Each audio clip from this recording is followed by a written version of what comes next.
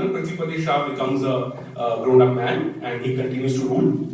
The next interaction that we come across in Mughal chronicles, in Mughal sources, talking about relations with the Garhwal rulers, is towards the end of Shah Jahan's rule, so 1657, when the violent civil war is taking place between his four sons Dara, Murad, Shuja, Aurangzeb. We all know how it ended. Shah Jahan was locked up. Aurangzeb emerged as the winner, and Dara lost. In 1657, when Dara lost and Dara was brought to Delhi, Dara's eldest son, Suleiman Shukru, escaped. Where did Suleiman Shukru go? Suleiman Shukru came and sought asylum or refuge in Prithipati Shah's court. This is interesting because we're talking about Aurangzeb here, who had pretty much won the battle for succession by pressurizing Jaswant Singh, Jai Singh, Raj Singh, the mighty Rajputs, into not fighting for Dara Shikoh. So it's very simple. Suleiman Shikoh needed to run away somewhere where the Mughal authority couldn't reach him. And the first place which struck him was not South India, was not the Maratha region, was in the Himalayan region, was deep in the hearts of Garhwal. Because firstly, historical precedents showed that the Mughals had failed here. Prithipati Shah, in his years of ruling, had pretty much established itself that they are not going to be exactly subordinate rulers or junior partners to the Mughal ideas of empire building. So this was a safe place for even a recalcitrant refuge like Suleiman Shikoh to come to and seek refuge. And Prithipati Shah didn't refuse it. So we find Suleiman Shikoh, his wives, 4 of his nobles, and few soldiers were able to gain entrance into the court of Prithipati Shah and stayed there for a good 4 to 5 years. Did Aurangzeb not try to get them out? Aurangzeb did. Again, look at this. The first attempt that Aurangzeb made was militarily. But well, Aurangzeb should have known. Aurangzeb was a great warrior, but Aurangzeb had already lost Balkh and Badakhshan, even Kandahar. Same. Ecologically, very rough regions, Mughals. The Mughal military machine was not suited to fighting in these environments. So he should have known better, and he had his father's experience to learn from, but no, he sent his troops in. 1658, we find that to get Suleiman Shikoh out of Garhwal, Aurangzeb sends in his army. In fact, he even pressurizes 2 of the neighboring kingdoms of Garhwal. One is Kumaon and the other is Sirmaur. Alright, these 2 regions, one to the east, one to the west, to also send in their force so that there can be a encirclement carried out. Alright, and with the pressure being built up by the Kumaon ruler and the Sirmaur ruler, the Mughal army entered up till Dehradun. Dehradun, why always Doon? Because that is the only plain part in the Garhwal region. Rest is all rough, mountainous region. They moved up till Dehradun. Again, the monsoons set in. This time, Aurangzeb was smart enough to know, let us not repeat the debacle that happened on my path, and retreated. So again, what I want to repeat is what medieval scholars often point out as the great Mughal war machine. The Mughal war machine was not exactly running smoothly in Garhwal. Was the Garhwal army really very long? No. The Garhwal army was hardly 15 to 20,000 men, most of them local Khasiya Rajputs who used to do agriculture for half the year, would fight for half the year. They had outdated military techniques, they could barely hold a gun together. But war is not just about your men. War is about how you mobilize your resources, how you take advantage of your terrain. And here, what the central Himalayan rulers had was they knew the region like the back of their hands. They knew how to manipulate this. That's exactly what had happened with Shah Jahan, which could have happened to Aurangzeb, but Aurangzeb was smart enough to come back. Now, so Aurangzeb realized conflict with the Garhwal states is not going to earn any of the 2 objectives, not going to get Suleiman Shikoh out of the court, neither is it going to pressurize them into submission. Best thing again is cooperation or diplomatic pressure in this case. And that's what happened for the next 4-5 years. Aurangzeb began to send different people, ranging from Jai Singh to Jaswant Singh to the Rana of the ruler of Kumaon. Everyone was sent in to carry out negotiations with Prithipati Shah. They were offered high mansabs, important military commands, great deal of wealth. But Prithipati Shah was extremely persistent that he is not going to turn up a person who has come to his court seeking refuge. Alright? So what happened? How does this encounter end? Once again, we have to resort back to Manuji, because Manuji is a foreign traveler who has provided a very detailed account of Mughal interactions with the Garhwal court. Unfortunately, none of the Persian sources give that much of detailed description about the politics here. So, Manuji says that when Aurangzeb realized that Prithipati Shah is not going to budge from his position, Suleiman Shikoh cannot be safely brought out from there without resorting to war, and war has been established, may not always work out in the Mughal favor. So what they did was, according to Manuji, when Prithipati Shah had gone for a hunt, Jai Singh, who at this point of time was playing Aurangzeb's envoy, Jai Singh was Aurangzeb's favorite envoy. He would send him to Shivaji, he would send him to Garhwal. So Jai Singh was sent, and Prithipati's son, alright, his name is Medini Shah. Medini Shah was pressurized that, hand over Suleiman Shikoh to us, and we will ensure that once your father dies, you get the throne. Here you have to remember that Prithipati Shah had many sons, so there would always be a battle between the various contenders as to who wins the throne. And obviously, for someone like Medini Shah to have the support of the Mughals who say, okay, fine, you help us, we'll help you back, was a huge boost. Alright? So, according to Manuji, apparently Medini Shah said yes, and together they hatched a conspiracy by which they were able to get Suleiman Shikoh onto the hands of the Mughal forces before his father returned. Manuji's story goes on to say that Prithipati Shah came back, he was very disappointed to find his son behaving in such a un-Rajput manner, and he apparently mentioned that he would no longer be a part, that is his son, for such cowardice would no longer be contended to the throne. Which I feel is a slight exaggeration again, because we have references to Medini Shah later in history. Mola Ram, on the other hand, we come back to Mola Ram again. Mola Ram says that the picture in fact was not so simple, which never is with historical episodes. He points out that the pressure that was being put by Aurangzeb and Jai Singh was not simply on Medini Shah. Medini Shah would have perhaps resisted the demands of the ruler and Jai Singh. But the point was, Medini Shah was being supported by a large section of the nobility who was saying, please hand over Suleiman Shikoh, let us not once again face Aurangzeb in the battle. Now, the question is why? The nobles would have by now been pretty aware that twice they had been able to survive a Mughal attack. So why would they suddenly decide that handing over Suleiman Shikoh was a more prudent aspect of politics? Now, this is very simple to understand, because despite the victories, there still could be no comparison between the Mughals and the Garhwal Raj in terms of their resources. The Mughals could continue sieging the region for months on end, and their resources would not finish. The same cannot be said for the Garhwal Raj. How long could they keep on fighting an expensive war which they would lose sometime in the near future, if not now, 10 years down the line? The economics of warfare. How long were they prepared to keep on fighting a battle which they would ultimately lose? What seemed easier is to accept the proposal. So, again, Mughal state formation relied a lot on these diplomatic pressures that were exerted upon smaller states or ruling houses, and not simply conflict. This was a lot to do with understanding your position and who you're going up against. You're going up against Aurangzeb. He commands the largest army in the empire. He has wealth you can only dream of. His father built the Taj Mahal and the Shah Jahan. They have the Kohinoor, for God's sake. They can keep on fighting till kingdom comes. Can the Garhwal state continue to resist? They took a prudent decision. Let's hand over Suleiman Shikoh, issue closed. So it was a coup d'état, as we call it. And before Prithipati Shah could come back, Suleiman Shikoh was handed over. What were the consequences of this move? Prithipati Shah might have come back, might have lambasted his son and his nobles for being cowards. But somewhere deep down, he must also have realized this was the only prudent way to go. Alright.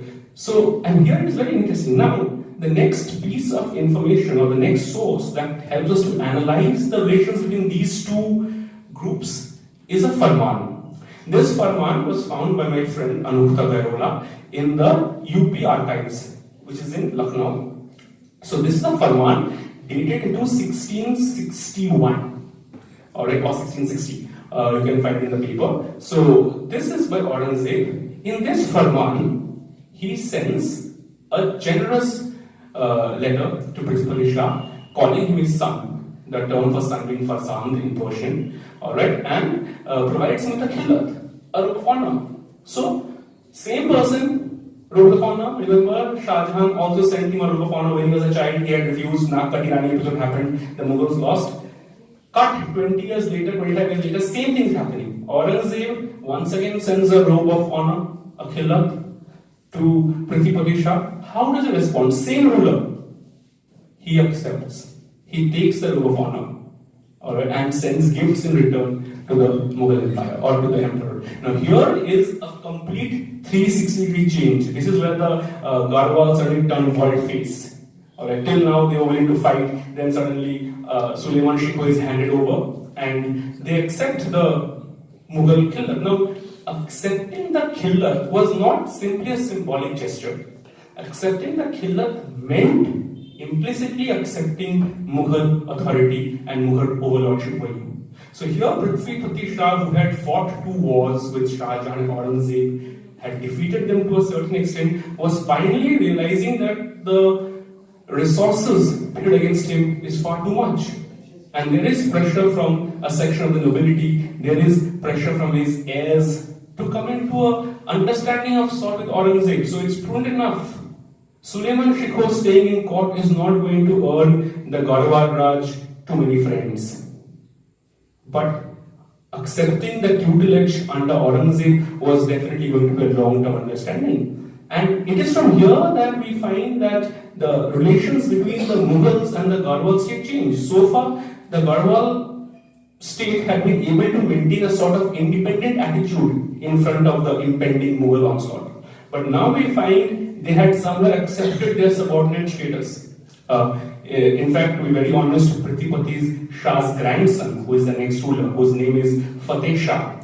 Fateh Shah accepts, in fact, he mentions in his own accounts, because Fateh Shah was the first ruler from Garhwal who had histories or tarikhs commissioned documenting his reign, and he mentioned how he attacked the ruler of Kumaon, which you might say is fine. The ruler of Garhwal might attack the ruler of Kumaon. What is more interesting is that he sought Aurangzeb's permission before attacking Kumaon. So here we find the mighty Garhwal rulers who had so far maintained their independence in the face of Shah Jahan's armies, Aurangzeb's armies, in front of Akbar even perhaps, had now finally decided to throw in the kitchen sink and accept Mughals' sovereignty. Had decided to accept Mughal subordination, where they were now happy enough to play junior partners and live up to Aurangzeb's whims and fancies, going in fact as far as even seeking his permission for attacking a neighboring zamindar. So conversely, if you say, you might say, in the larger picture of the Mughal empire and Mughal state formation, Garhwal followed a similar trajectory as perhaps Bengal,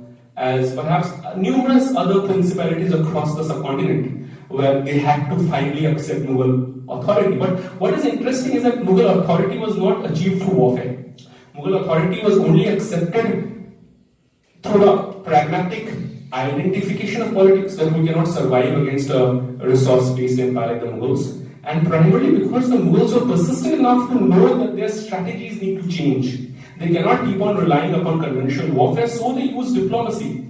They used co-opting them with gifts, titles, honors, and as Norman Ziegler tells me, or in one of his articles, he mentions this as well, that why did the Rajputs at the end of the day, with all their bravado, with all their machismo, accept the Mughal superiority? Because the Rajputs justified it by saying, well, just like we are Hindu Rajputs, the Mughals are Muslim Rajputs, and there was no point in accepting a Rajput ruler's authority or hegemony.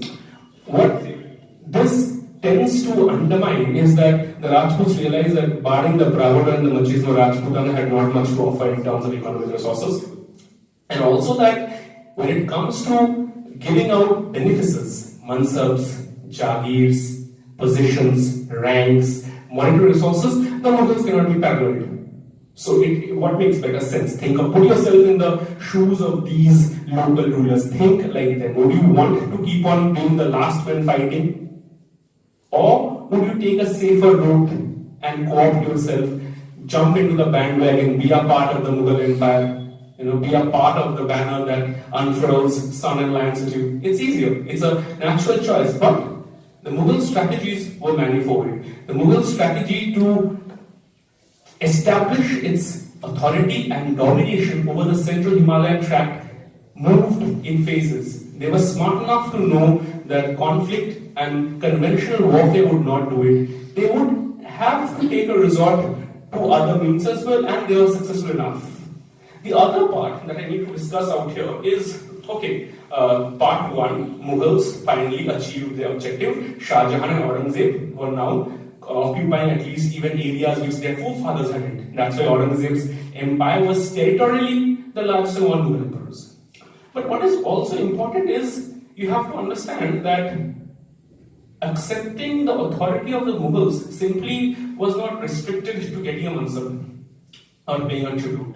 In this case, however, Aurangzeb was gracious enough. The Garhwal rulers were exempted from paying tribute. However, let me specify, tribute in cash. They had to send in a yearly contingent of elephants, wood, forest resources, alright?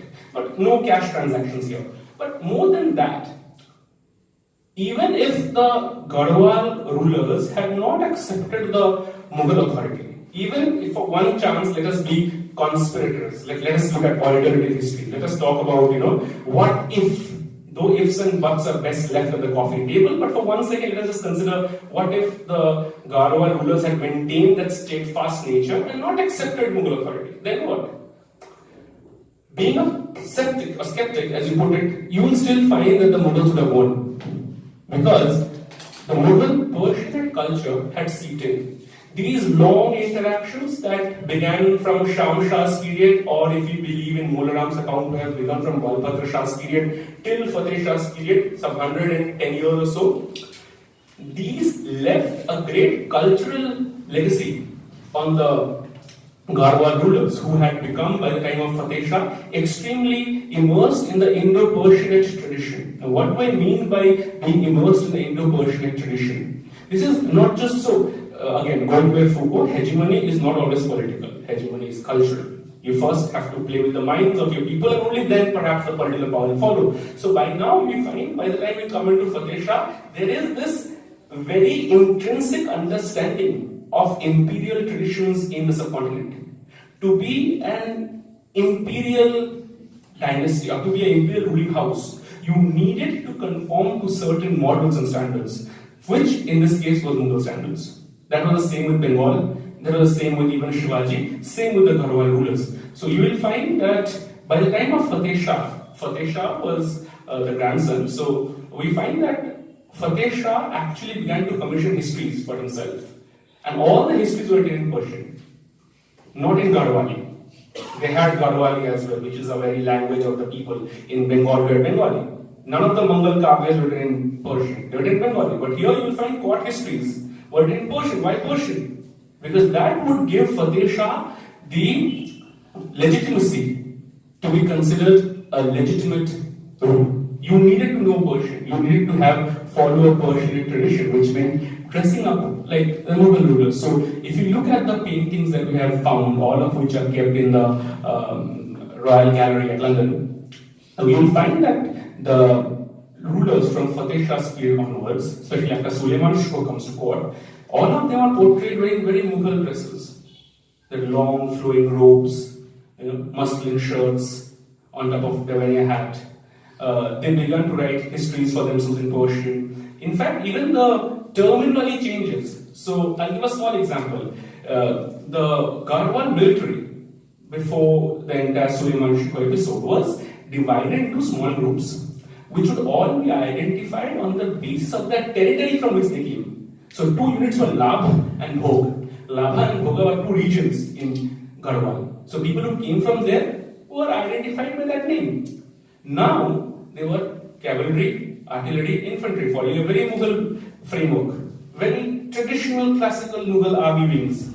They came to have ranks like Faujdar, which is a very Mughal title. They had officers who were collecting revenue, who were modeled on the Mughal revenue. In fact, the entire revenue mechanism by now had begun to imitate the Mughal revenue patterns. The Mughals had a habit of giving land grants called jagis to its officers of state. Similar things start happening from Fateh Shah's period onwards, where we find that land is being given out as jagirs to various nobles, be it Khasiya Rajputs, be it immigrant Rajputs from North. Now, Khasiya Rajputs are local Rajputs. That's why the term Khasiya Rajputs is used for them. The local Rajputs are called Bahare Rajputs, those of them outside. Alright, so they are all of them who serve the ruler are given jagirs. They have mansabs. So they are anyway following a Mughal linguistic pattern, they are following a Mughal cultural idea. So accepting the Mughal political authority was merely changing your coat and wearing a new one. Because everything by that time had already changed. Thank you so much. If you have any questions, feel free. Fateh Shah's timing? Fateh Shah's timing is, there are various debates upon it, but the most accepted one is from 1691 onwards. So the last years of Aurangzeb's reign. If you have any more questions. I have. Yes, Vinay. Sorry, yes. I was almost jumping out of my seat, you know. Actually, and I'm really sorry that there are not many of the history department who have turned up, because some of the things that you said, you know, they are so nuanced. I think Amrita will agree. This is almost shaping our understanding of the Mughal Empire. So I really congratulate you for it. Thank you. And I'm really sorry that, I mean, you know, I probably should have, for my students, I probably should have said a little bit more about Mughal dynasty. They could have understood. But there are some things that I hope you took, especially in the context of bias with sources that he kept mentioning, the Persian and the local sources.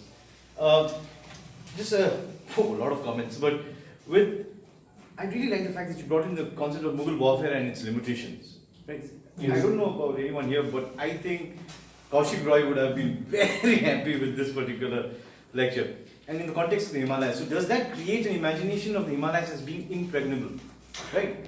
The Himalayas always were impregnable theoretically. That's why they stood as guardians, barriers. So, you know, so in that context, you know, does that help in the development of the idea of the Himalaya in the Mughal context? You know, is there a Mughal imagination of the Himalaya? That is one. Secondly, I like the fact that you mentioned that there are so many sources here. Right? It brings to my mind the readings that I read, a lot of by Kumkum Roy and Harvansh Mukhya, who mentioned that the only reason that there's so much of focus on the administrative part is not because there's a lack of sources. It's just the idea of focusing on a certain aspect of history, you know. So there is no dearth of sources on, say, gender and other issues, and here in the context of the Himalaya. So it's something that I'm sure we can look into further. If you could say a little bit on the Sultanate's engagement with the Himalayas, I think the Mughals are preceded by the Sultanate's engagement. Secondly, are they Rajputs, or is this a process of Rajputization of sources that takes place much later? You mentioned the concept of Khasiya Rajputs and so on and so forth. I could not help but make connections with the concept with the idea of Rajputization of the Gorkhali kingdoms towards the east. That is one. And also, as you mentioned about how the Mughals imagined their own empire. You see, so is there space then left for the idea of frontier? You know, or does the traditional idea of frontier needs to be changed when we are talking about the Mughals, right? Secondly, no, not secondly, but sixth or seventhly. Please let me continue. The use of the term Shah. This is so interesting, you see, because this is something that takes place even within what is known as the Chaubisi and the Baisi Rajya, right?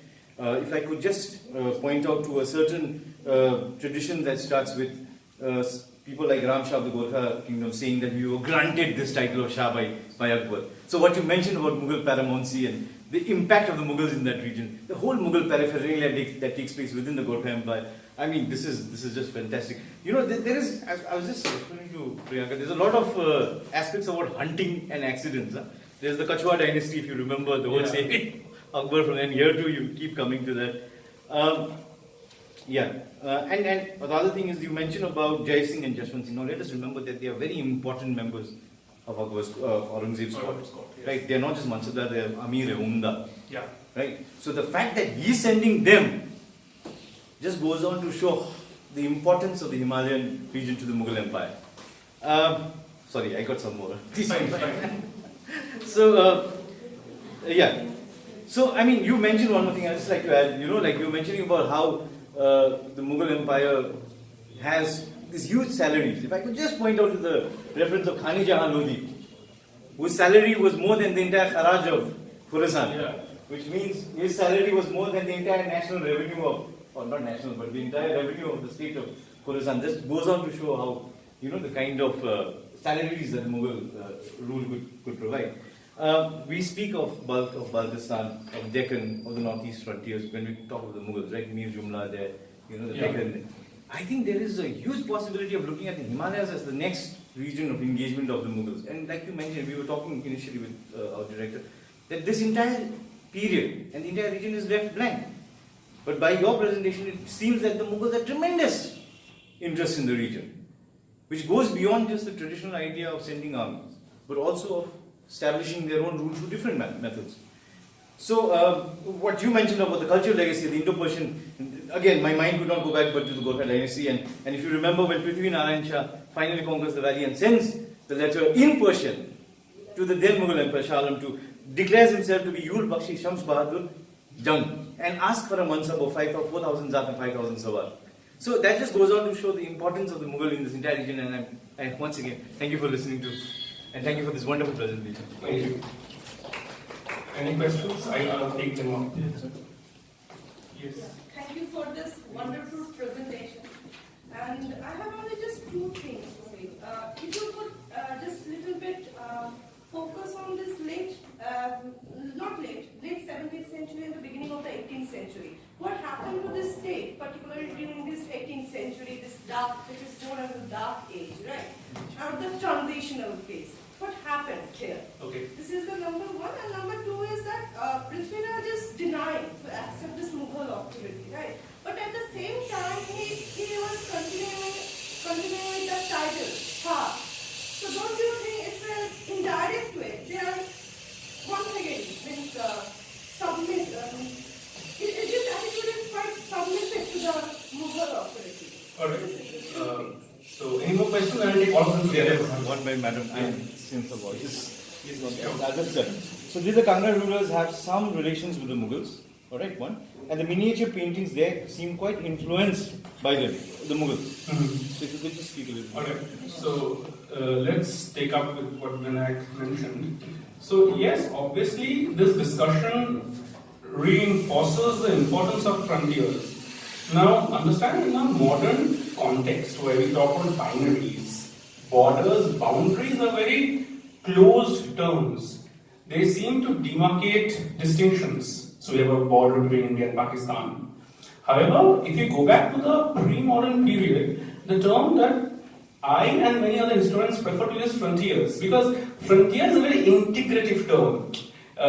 Borrowing a term that has been referred to by Mary Louise Pratt. Mary Louise Pratt calls frontiers as contact zones. And what are contact zones? Contact zones are places. It can be anywhere. It doesn't need to be a geographical stretch.